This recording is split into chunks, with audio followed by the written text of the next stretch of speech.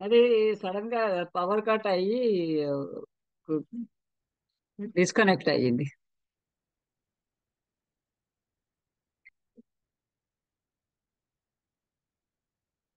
Hello, వినిపిస్తుందండి. వినిపిస్తుంది. వినిపిస్తుందా? ఆ, ఇప్పుడు వినిపిస్తుంది. ఆ, మాది పవర్ కట్ అయ్యి డిస్కనెక్ట్ అయింది. తస్య ముగ్ధనాయికాయాం అంతఃపుర సంబంధాత్, అంతఃపుర సంబంధం చేత ఏ, సంగీతక సంబంధాదిన ఆ సంగీతము ఇత్యాదికముల యొక్క సంబంధం వల్ల, సంగీతకము అంటే ఇదివరకు ఒకసారి చెప్పుకున్నాము, గీతం వాద్యం నృత్యం చ సంగీతకం ఉచ్యతే.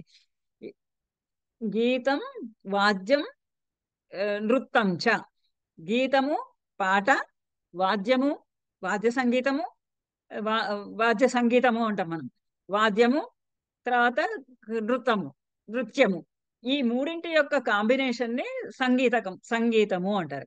ఆ సంగీతకాది సంబంధం ఇందులో నృత్యం అవ్వచ్చు లేదా వాద్యం అవ్వచ్చు, దేనితోటైనా కానీ వాటితో సంబంధం వల్ల ప్ర ప్ర ప్రత్యాసన్నాయాం నాయకస్య, నాయకస్య ప్రత్యాసన్నాయం, నాయకునికి దగ్గరగా ఉన్నప్పటికీ కూడా దేవి ప్రతిబంధాంతరిత, దేవి చేత నాయక ప్రధాన పెద్ద భార్య చేత, ప్రగల్భ అయినటువంటి ఆ, మొదటి భార్య చేత అంతరిత, అంతరిత అడ్డగింపబడినది అయి ఉత్తరోత్తరో నవావస్థానురాగో నిబంధనీయ. ఉత్తరోత్తరం ఆ తర్వాత తర్వాత, ఇంతకు ముందు చెప్పాడు కదా, తస్యాం ఉత్తరోత్తరం, తస్యాం ఆమె యందు, ఆ నాయిక యందు ఉత్తరోత్తరం, తర్వాత తర్వాత, ముందు చూడటము, తర్వాత ఇంకొకసారి కలవాలని ప్రయత్నం చేయటము, మళ్ళీ ఆ తర్వాత వాళ్ళిద్దరి మధ్య ప్రేమ పెరగటము, ప్రేమ అంకురించటం. అంటే ఆ అమ్మాయికి ఆ రాజుని, ఆ నాయకుడిని చూడక మునుపు శృంగారాది భావనలు ఏవి లేవు ఇంకా. అప్పుడే ఆ అమ్మాయికి యవ్వనం వస్తున్నది, యవ్వనం వస్తున్న సమయంలో ఆ నాయకుడిని చూడటము, నాయకుడు యందు అనురాగము కలగటం, ఇదంతా కూడా ఉత్తరోత్తరం. అంటే తర్వాత తర్వాత ఒక్కొక్కటిగా ఒక్కొక్కటిగా కలగడము అనేది ఉత్తరోత్తర నవావస్థానురాగ. నవావస్థ, నవావస్థ నూతనమైనటువంటి యవనం మళ్ళీ రెండుపోయింది. అనురాగ నిబంధనీయ, అనురాగము చూపించవలే అని. కైశిక్య అంగై చతుర్భిశ్చ యుక్తాంగైరివ నాటిక. ఇక్కడ తోటి నాటిక లక్షణాలు కంప్లీట్ చేస్తున్నాడు. కైశిక్య అంగై చతుర్భి చ, కైశికి మొదలైనటువంటి వృత్తుల చేత, చతుర్భి చ యుక్త, యుక్త యుక్తాంకై, వాటిలన్నిటితోటి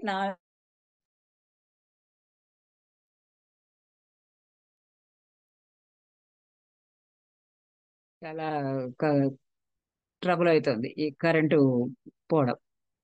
స్క్రీన్ కనిపిస్తోందా? కనిపిస్తుందండి. కనిపిస్తుంది.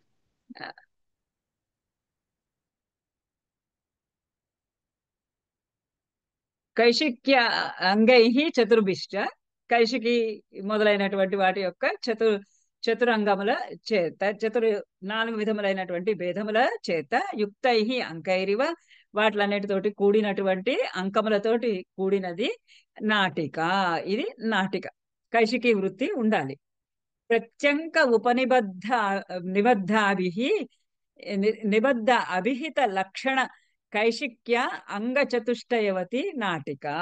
ఈ కైశికి మొదలైనటువంటి వృత్తులతోటి కూడి ఉన్నటువంటిది, చతురంకములతోటి నాలుగు విధములైనటువంటి నాలుగు అంకములు మాత్రమే కూడి ఉన్నటువంటిది నాటిక అని, నాటిక యొక్కటువంటి లక్షణాలని చెప్పాడు. ఇప్పుడు ఇంకా అథ బాణ చదవండి.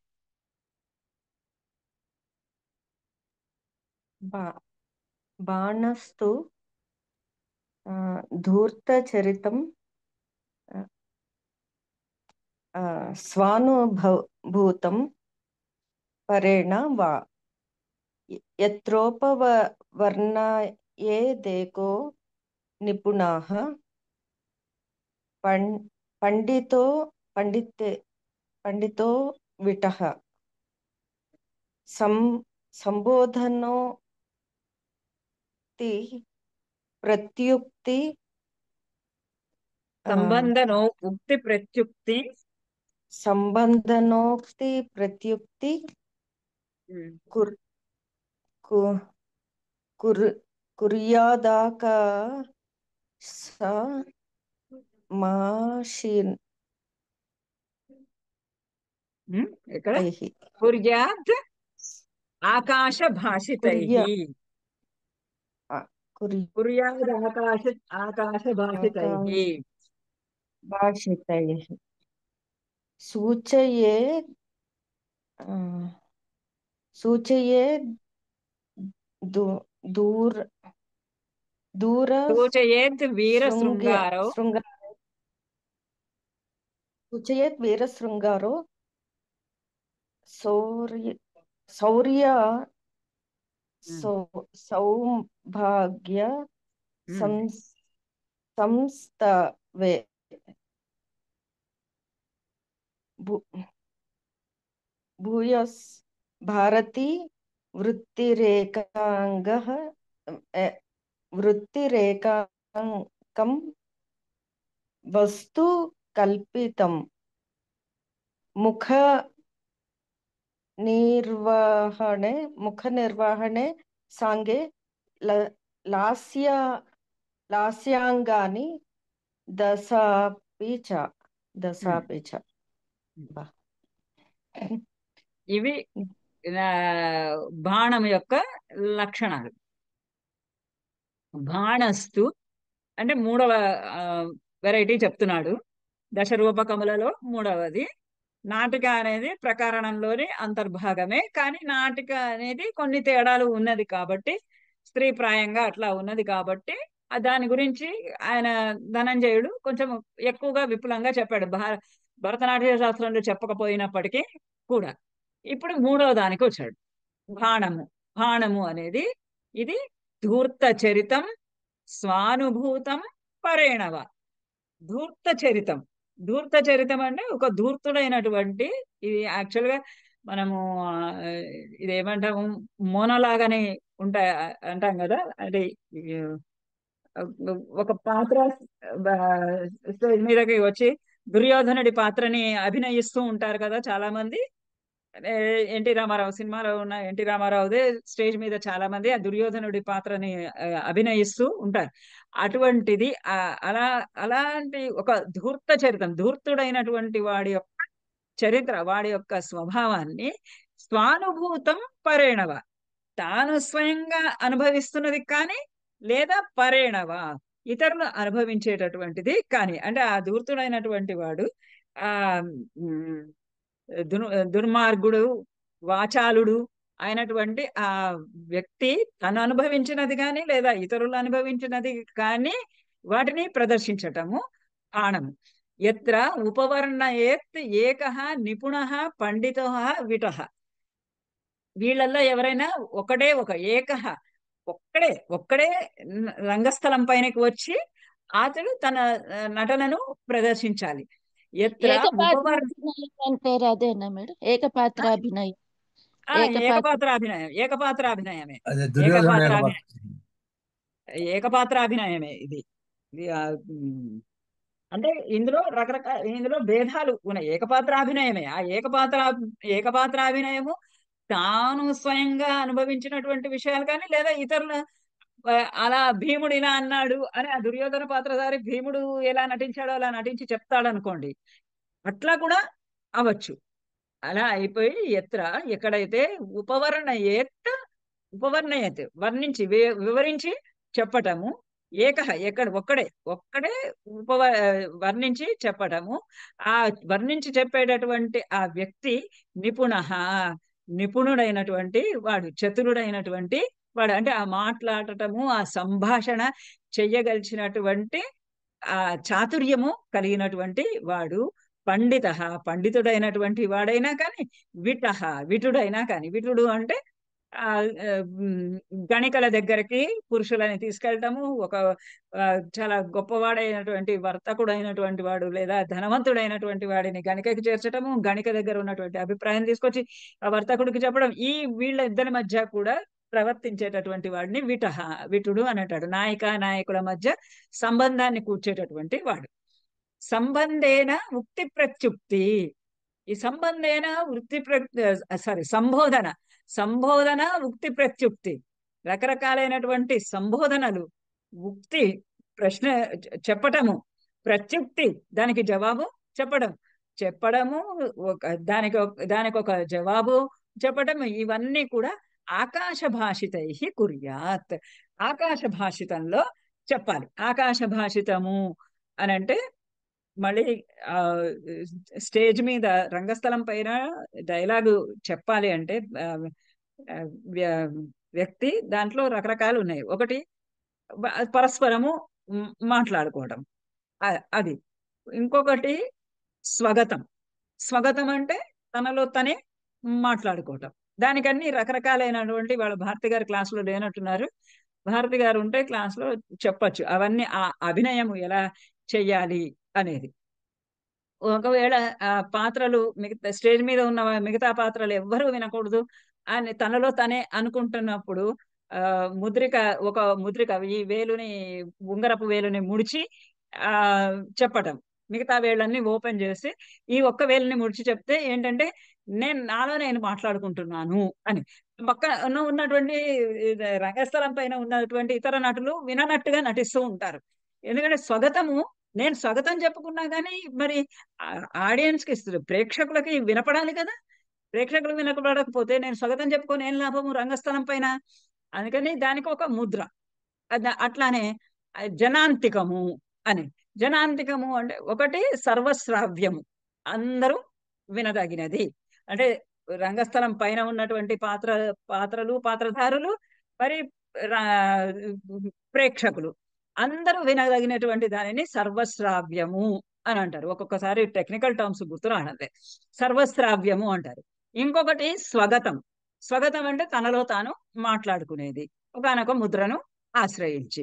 ఇంకొకటి జనాంతికము. జనాంతికం అంటే రంగస్థలం పైన 3-4 పాత్రధారులు ఉంటే అందులో ఒక 2 పాత్రలు వాళ్ళల్లో వాళ్ళు, అంటే చూసావా ఇతను ఇలా అంటున్నాడు, ఆ అమ్మాయిని చూడగానే ఈ ఇది మాళవిక అగ్నిమిత్రంలో ఆ అమ్మాయిని చూడగానే అయ్యో ఇది మన రాజకుమార్తె లాగా ఉన్నదే అని వాళ్ళిద్దరు మాట్లాడుకుంటూ ఉంటారు.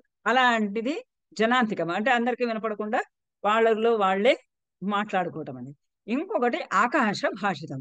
ఇప్పుడు మనకు కావాల్సింది ఇదే, ఆకాశ భాషితం. ఆకాశ భాషితము అంటే రంగస్థలం పైన ఎవరు ఉండరు, రంగస్థలం పైన ఉన్నటువంటి నటుడే ఆహా ఇలా అన్నావా, ఒక చెవి ఒగ్గి ఇలా అన్నావా, నువ్వు వస్తున్నాను అంటున్నావా, వచ్చేసేయి అని మాట్లాడాను అనుకోండి.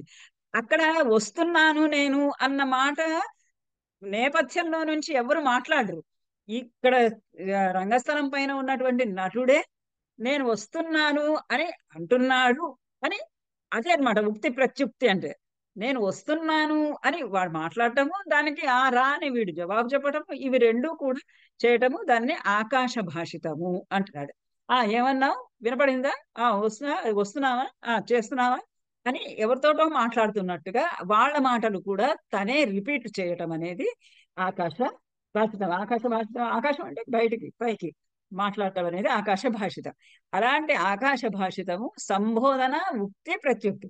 సంబోధన అంచేది ఎవరినన్నా పిలవటం కానీ, పేరు పెట్టి పిలవటం కానీ, లేదా వాళ్ళతోటి మాట్లాడటం కానీ, వాళ్ళకి జవాబు చెప్పడం కానీ, ఇవన్నీ కూడా ఆకాశ భాషితం ద్వారానే చేయవలే. ఎందుకంటే ఒకళ్ళే ఉంటారు కదా స్టేజ్ మీద.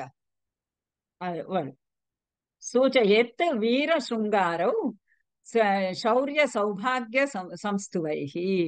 వీర శృంగారం, వీరము కానీ శృంగారం కానీ, ఈ రెండిట్లలో ఒక రసము ప్రధానంగా ఉండాలి. శృంగార రసం కానీ వీరరసము కానీ సూచయేత్ సూచింపబడవలే. శౌర్య సౌభాగ్య సంస్థవై.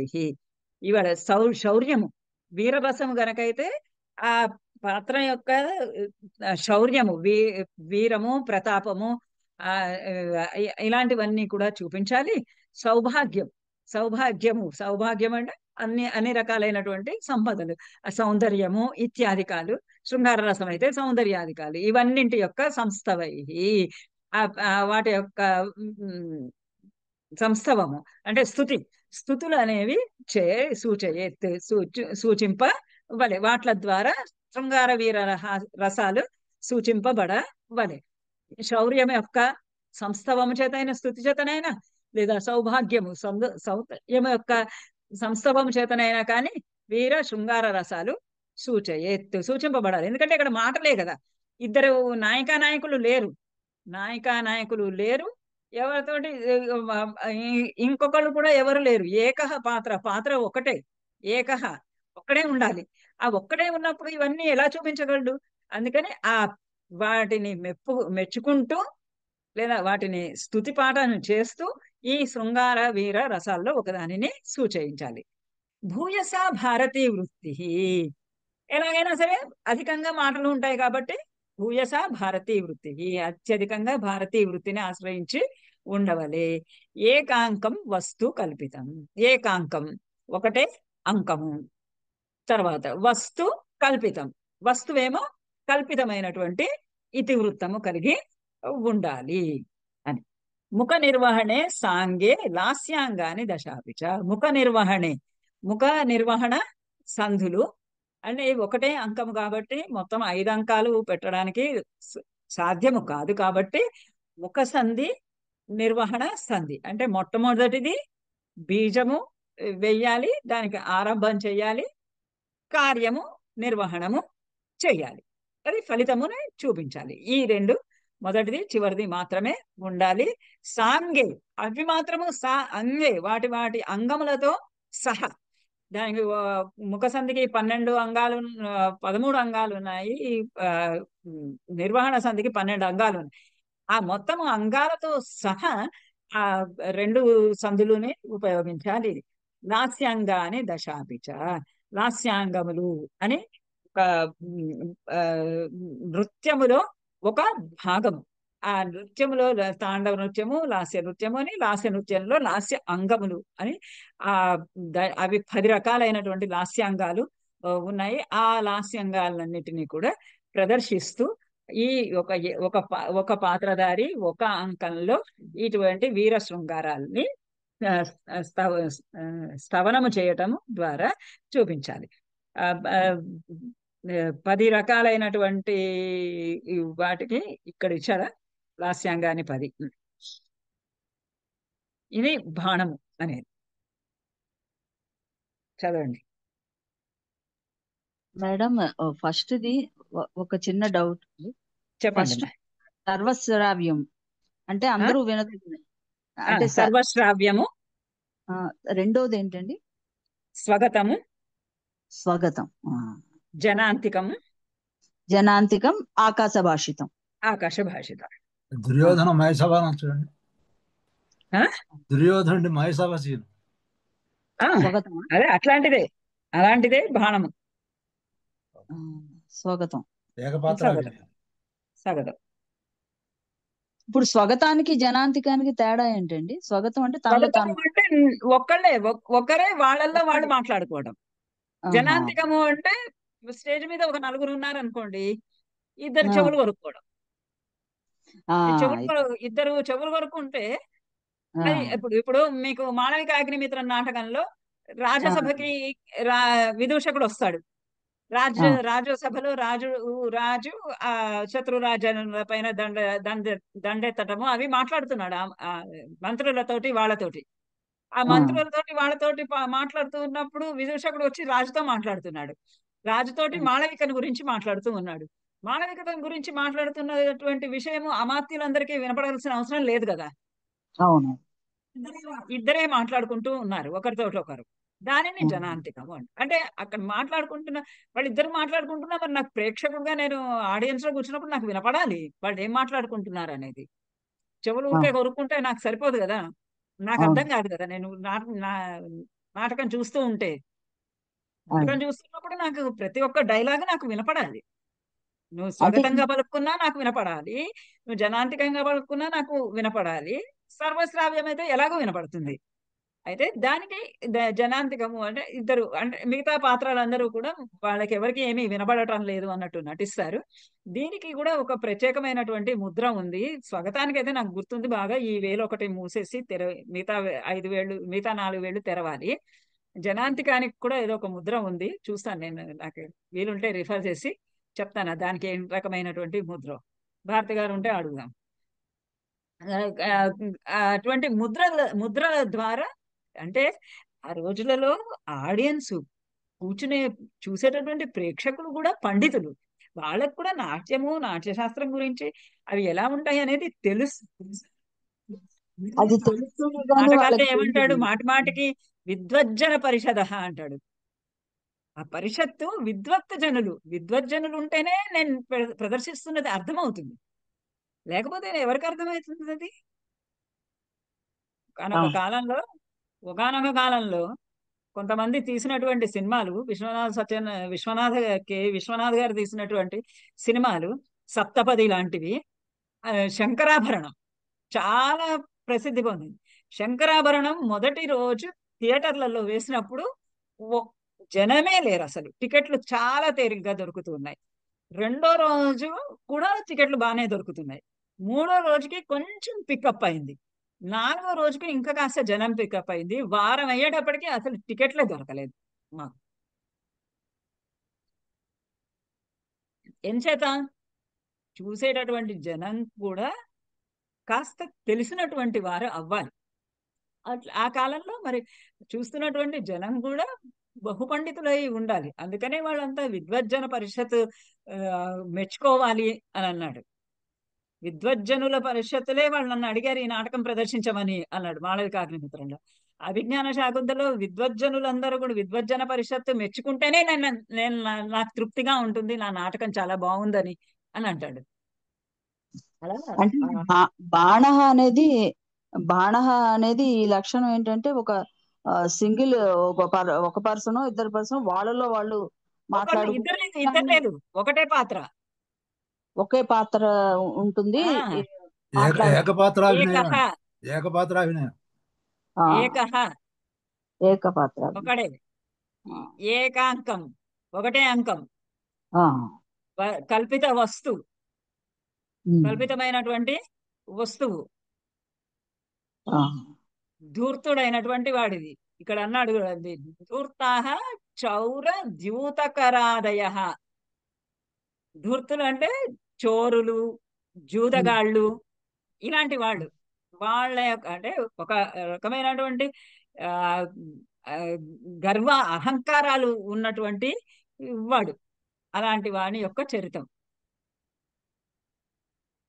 అది బాణం.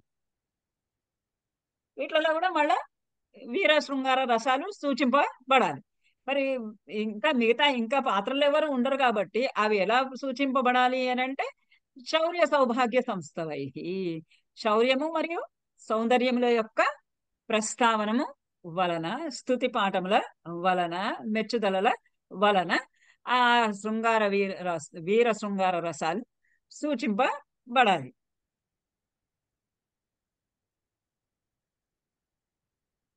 ఈ పారాగ్రాఫ్ చదువుతారా?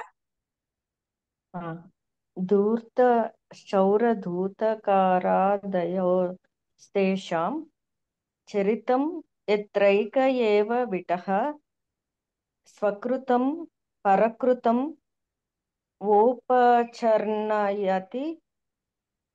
వా అంతేనా? ఉపవర్ణయతి వా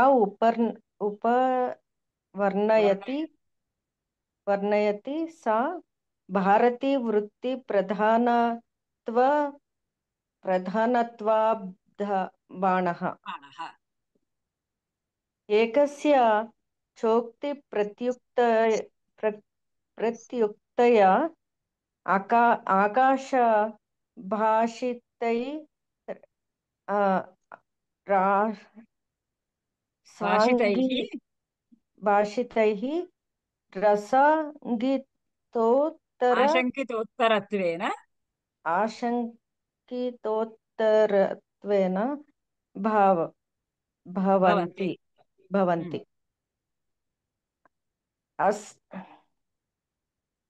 అస్పష్టాత్ అస్పష్టత్వ అదే ఆనండి అది అస్పష్టత్వాత్ తానా అస్పష్టత్వాత్ చ అన్నమాట. అస్పష్టత్వాచ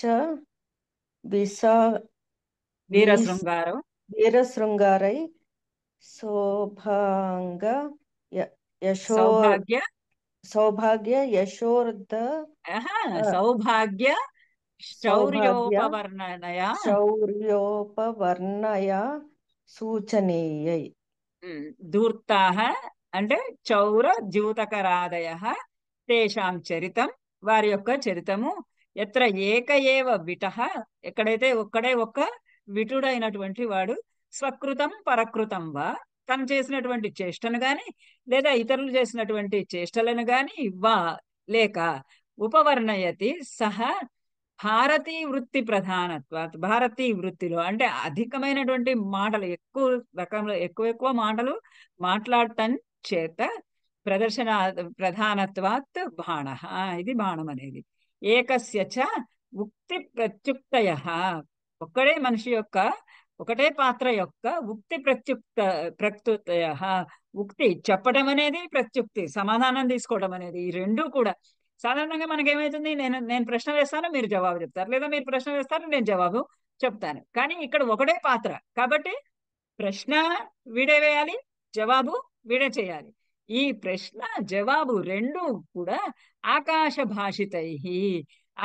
భాషితము చేత ఆశంకితోత్తరత్వేన ఆశంకిత ఊహించి వాడు ఇలా అంటున్నాడు అని ఊహించి దానికి తగినటువంటి జవాబు చెప్పడం చేత ఈ ఈ మాటలన్నీ కూడా జరుగుతాయి అస్పష్టత్వాచ్చ స్పష్టంగా చెప్పకపోవడం చేత వీర శృంగారో సౌభాగ్య శౌర్య ఉపవర్ణనయ సూచనీయవు వీటి చేత ఈ వీర శృంగారాల రసములు సౌభాగ్య శౌర్యముల వలన సూచింపబడవలే.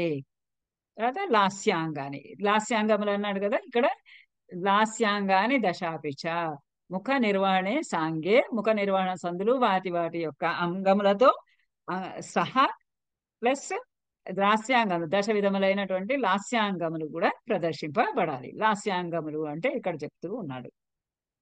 లాస్యాంగాలంటే నృత్యాంగం. నృత్యానికి సంబంధించినవి నృత్యానికి సంబంధించి అంటే నృత్యము నాట్యమే నాటకము అన్నా కూడా నాట్యకము అనేది నాట్యము అనేది దశ విధములైనటువంటి రూపకాలుగా వచ్చినాయి. ప్రధానంగా అది నాట్యమే.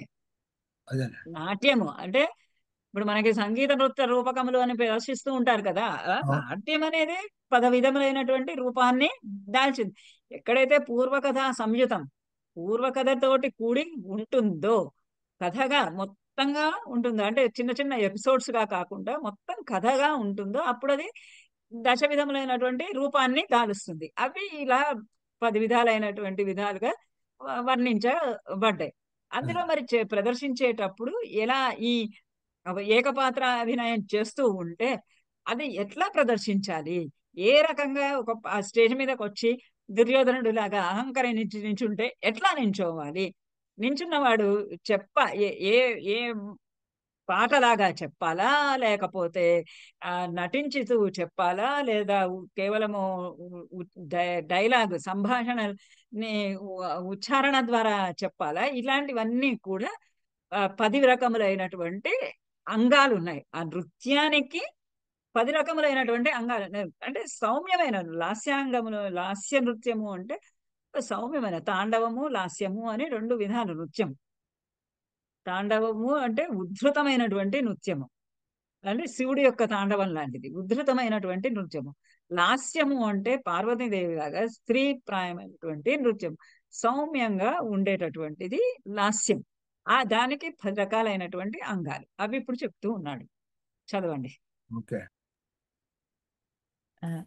గేయం పదం స్థితం పాఠ్యమాసీనం పుష్పగండికా ప్రచ్ఛేదకస్త్రిగూఢంచ సైంధవాఖ్యం ద్విగూఢకం ఉత్తమోత్తమకం చైవ ఉక్త ప్రత్యుక్తమేవ చ లాస్యే దశవిధం హి ఏతత్ అంగనిర్దేశకల్పనం శేషం స్పష్టమితి.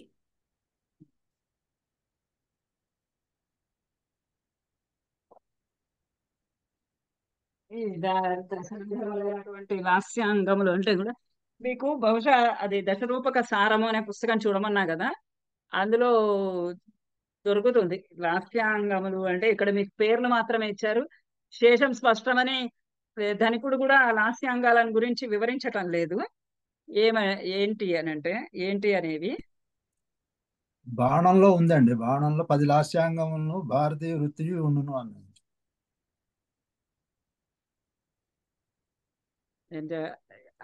లాస్యాంగములు అంటే ఏమని ఇచ్చాడండి? బాణము అని ఇచ్చాడండి. బాణంలో ఇందలి వస్తువు ఉత్పాద్యము ధూర్త చరితము ఒక అంకం ఉండును. కుశలుడు పండితుడు అయిన విటుడొకడే పాత్ర. అతడు ఆకాశ భాషితం ద్వారా తనవి ఇతరులవి అనుభవం తెలుపుచుండును.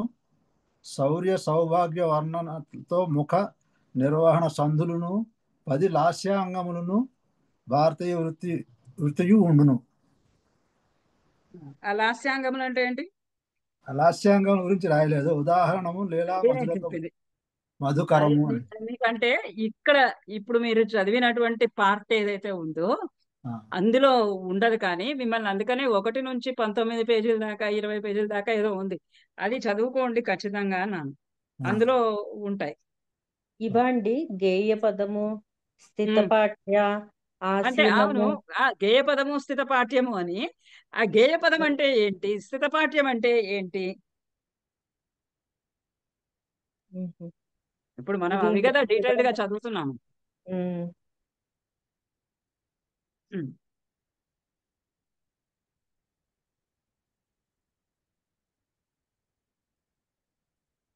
గేయ పదము అంటే ఆసనాల మీద కూర్చున్న గాయకులు గానం చేసేటటువంటి శుష్కమైన గానం గేయ పదం. అంటే ఆసనాల మీద కూర్చొని వాళ్ళు పాట పాడుతూ ఉంటారు అంతే. అంటే ఈ శృంగారానికి కానీ ఇప్పుడు ఇక్కడ ఏమన్నాడు, శృంగారం కానీ వీరం కానీ సూచింపబడాలన్నారు కదా, ఆ పాట ద్వారా సూచిస్తూ ఉంటాడు అనమాట అంతే.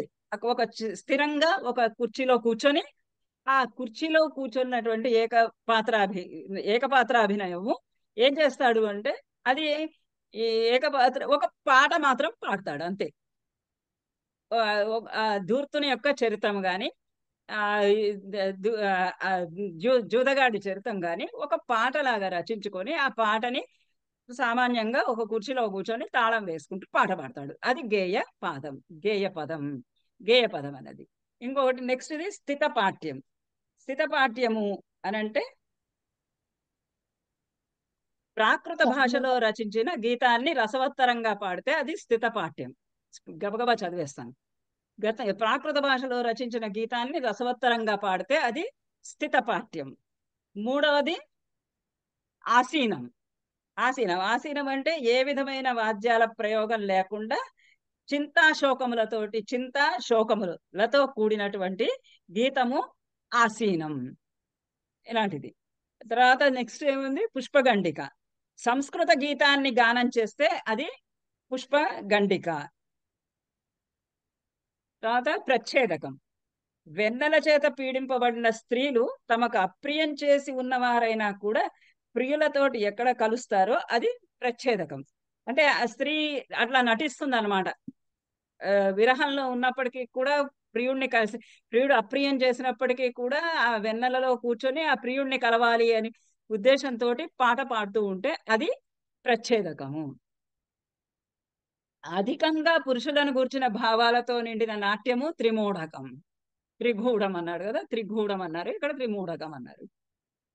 స్పష్టమైన వీణాధికరణాలతో ప్రాకృత భాషా వచనాలతో ఏం నాట్యం చేస్తారో అది సైంధవకం. ఈ విధమైనటువంటి లాస్యమైనటువంటి నృత్యము వీణాధికరణాలతో అంటే సాధనాలతోటి ప్రాకృత భాషా వచనాలతోటి చేసేటటువంటి నాట్యము సైంధవకం. సైంధవకం తర్వాత ద్విగూఢకం అంటే మనోహరమైనటువంటి భావాల రసాల ఆవిష్కరణంతో నృత్యం చేయటం అనేది ద్విమూఢకం. ఉత్తమోత్తకం అంటే అనేక రసాలకు ఆశ్రయమై హేళా విలాసాదులతోటి విచిత్రంగా ఉండేటటువంటి నాట్యము ఉత్తమోత్తమకం. తర్వాత ఉక్తి ప్రత్యుక్తం అంటే కోపంతో కానీ అనురాగంతో కానీ విచిత్రమైనటువంటి గీతార్థాలతోటి మాటకు పై మాట మాటకు పై మాట జవాబు ఇలా ఉంటే దాన్ని ఉక్త ప్రత్యుక్తం అన్నారు. ఈ విధంగా లాస్యే దశవిధం హేతత్ అంగ నిర్దేశ కల్పనం. ఈ విధంగా ఈ 10 రకాలైనటువంటి అంగాలతోటి ఉండేటటువంటి నృత్యాన్ని లాస్యాంగములతో కూడి ఉండేది బాణము అనేటటువంటి ఒక దశరూపకములలో ఒక భాగం. ఇది అంగనిర్దేశకం. అంగనిర్దేశకం అంటే ఒక్కొక్క అంగములో కూడా ఈ అంకములో ఈ ఏవైతే అంగాలు ఉంటాయో ఆ అంగాలన్నీ కూడా ఇప్పుడు అక్కడ ఏం చెప్పాడు ముందర, ముఖ నిర్వహణ సంధులు సాంగే. ముఖ నిర్వహణ సంధులు అంగములతో సహా ప్రదర్శించాలి అన్నాడు. అంగములతో సహా అంటే ఒక్కొక్క దానికి మరి 12-13 అంగాలు ఉన్నాయి.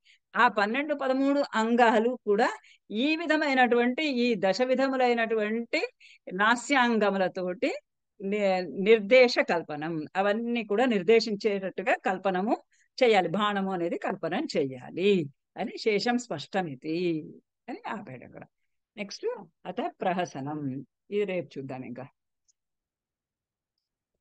ఇప్పుడు నేను చెప్పిందంతా నాట్యశాస్త్రము అని తెలుగు ట్రాన్స్లేషను, నాట్యశాస్త్రానికి తెలుగు ట్రాన్స్లేషన్ మా గురువు గారు పుల్లెల శ్రీరామచంద్రుడు గారు రచించినటువంటి ఇది.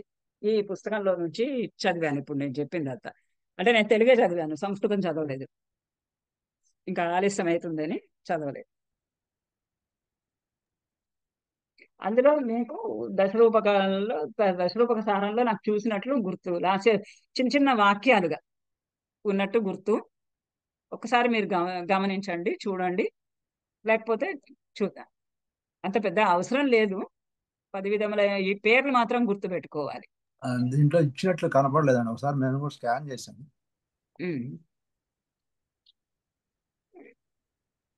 లేకపోతే ఇప్పుడు రికార్డింగ్ పెడతాను కదా, రికార్డింగ్ పెట్టిన దాంట్లో నుంచి మీరు నోట్ చేసుకోండి. ఓకే, అదే అండి, మీ రికార్డింగ్ నుంచి నేను నోట్ చేసుకుంటాము. రికార్డింగ్ నుంచి నోట్ చేసుకోండి. అత ప్రహసనం. ఇంకా ప్రహసనం ఉంది. ప్రహసనం చాలా పెద్దది కొంచెం. డిమము గుర్తుపెట్టుకోవడమే కష్టం అంతే. అదర్వైజ్ డిమం చాలా ఈజీనే. ఓకే, ఉందాం మరి. నాకు 4:30. ధన్యవాదాలు. పర్లేదు. చాలా ఇవాళ చాలా కొంచెం డిస్టర్బెన్స్ వచ్చింది. మీకు రెండు రికార్డింగ్స్